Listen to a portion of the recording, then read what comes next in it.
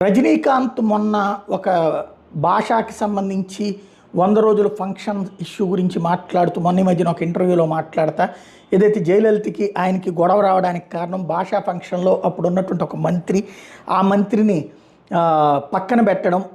జయలలిత దాని కారణంగా తనకి ఆమెకి గ్యాప్ వచ్చింది. దాంతోపాటుగా అంతకుముందు ఒకసారి ఇద్దరు ఒకే రోడ్లో ఉంటున్నప్పుడు సెక్యూరిటీ కారణాలతో తనను అడ్డుకోవడం వల్ల జరిగిన పరిణామం గురించి కూడా మాట్లాడుకున్నాం. అయితే దీని మీదన ఒక కీలకమైనటువంటి అంశం ఏంటంటే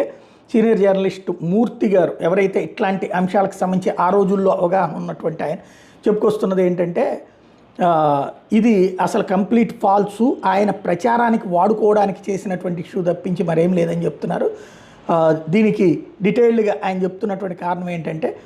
75 ఏళ్ల వయసు 50 ఏళ్ల సుదీర్ఘ కెరీర్ రెండింటిని బ్యాలెన్స్ చేసుకుని ఇప్పటికీ క్రౌడ్ పుల్లర్గా కొనసాగడం చిన్న